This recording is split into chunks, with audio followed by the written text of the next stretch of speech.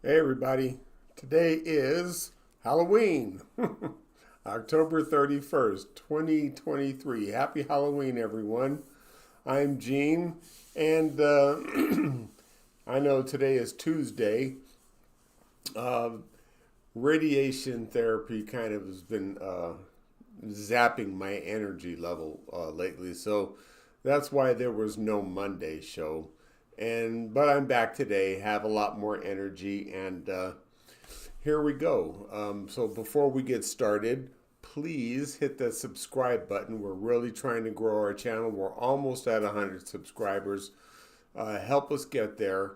And also hit that like button. It helps spread the word so other people can get notified about what we do here on Uncle. And hit that notification bell so you can be notified when we go live and put new content out there. And today, I want to talk about the foundation of America. Um, I hear a lot of talking points going around because that's all it is, in my opinion, about how we need to get back to the Christian foundations of this country. And it grinds on me like nails of a chalkboard because if you know what you're talking about, you'll know that that is the furthest thing that this country was founded on. Okay, so number one, I guess let's talk about Christian foundations, okay? Because the Constitution was signed in 1776, and when those authors of that article, that piece of paper, that document, um, there was something in it called um, separation of church and state, and we'll get back to that because so let's go back to why we have separation of church and state, why it is in the Constitution in the first place, and it goes back to England when King Henry VIII ruled, and that was way back then. But even now, today in 2023, it's still applicable, and here's why. So King Henry VIII was a philanderer. We all know that. That's nothing new. And he wanted to get a divorce, and the Catholic Church said no for whatever reason, right? So because he was the king and the church doesn't tell him what to do, he formed his own church, the Anglican Church. And the Anglican Church is still the Church of England today.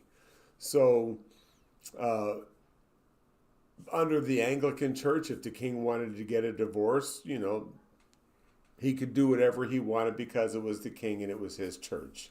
But here's where the problem came in. Now, say you wanted to practice another religion.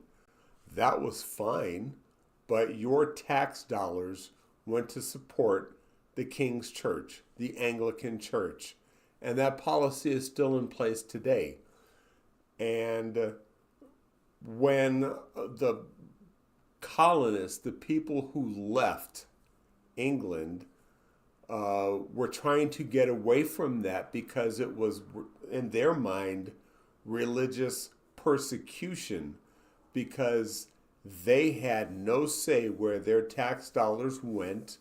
They had to support another religion they did not believe in, subscribe to, or practice. And it was equivalent to religious political tyranny. So that is the basis and the framework of separation of church and state and why it exists. And let's just take a look and see what separation of church and state says, okay? Um, it says the First Amendment to the Constitution states Congress shall make no law respecting an establishment of religion. I'll pause right there because there's a comma. But there's no ambiguity in that sentence. Congress shall make no law respecting an establishment of religion. That means Congress cannot pass any law showing religious preference. So, again, when I hear idiots talking about that's not our religion here in the United States, we don't have a religion in the United States. Okay?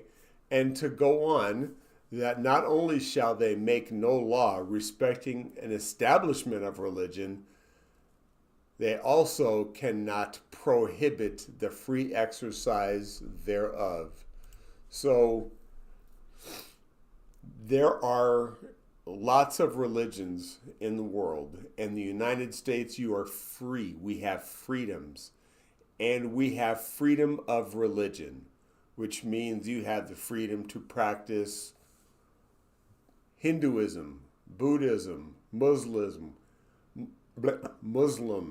or as the Islamic faith, Taoism, Catholicism, pick one, paganism, atheism, or you can choose not to have any religion at all. That is your right, guaranteed under the First Amendment, and that's why the framers put that first. So there is nothing in the foundation of this country that resembles Christianity. And let's just get to a point where slavery was legal in this country, okay? And it was legal for the first 100 years or so because it took Abraham Lincoln in the 1860s with the Emancipation Proclamation to end slavery. Now, I know in the Christian teachings that I was taught that slavery is wrong. Okay, so if you're a Christian, go back to your Bible, the book that you say it means everything in the world to you, and look in the second book and just read the book of Exodus and find out how the Pharaoh found out how God really felt about owning slaves. Now, you've heard me say this before. I have a good friend who's a Muslim who taught me that in the Quran, the Prophet Elijah Muhammad, I probably butchering it, but anyway, freed the Jews, or freed the Muslims from slavery from the Jews. So I know the Bible and the Quran both teach slavery is wrong. And that is something everyone should agree with. And a common denominator, at least among those two religions. And I bet if we asked people of other faiths, they would have things to say, well, this is what our belief says against slavery and why it's wrong. So for the first 100 years, and don't forget, all of our founding fathers, George Washington, Thomas Jefferson, James Monroe, John Quincy Adams, James Madison, were all slave owners. So, again, there was nothing Christian about their beliefs because otherwise they would have practiced the teachings from the book of Exodus where Christ freed the Jews from slavery from the Pharaoh in Egypt. Okay, so you can't have it both ways. It's an oxymoron. There's nothing Christian about having slaves, which our founding fathers had, which means this country does not have anything to do with Christian foundations. Nothing at all. If you think that owning slaves, and let's not even forget the genocide of the native people that were already here. Okay?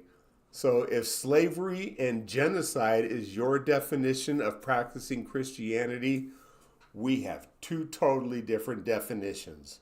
So number one, stop spreading the bullshit. This country was not founded on Christian principles. It was founded on freedom of religion or from religion. Okay? So let's get to that Spread the word. All right. I guess that means if you want to get back to, our founding fathers, that means you probably still want to have those old heathenistic beliefs like owning slaves, like, our founding fathers did. So, again, stick a sock in it. There's nothing at all Christian about the foundation of this country. And I'd like to know your thoughts.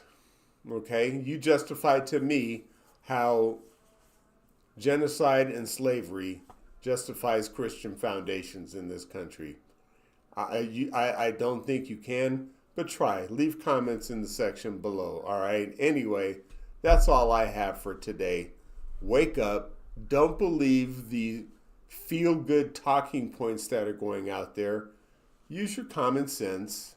Think, and you'll know what they're saying. They're peddling nonsense, trying to sprinkle sugar over shit and serve it to you. All right? So don't buy it. Anyway, that's all I have for today. I'm Gene, and I look forward to seeing you guys for tomorrow's Wednesday show. Be safe, be kind, and treat each other the way you would like to be treated. Good night, everyone.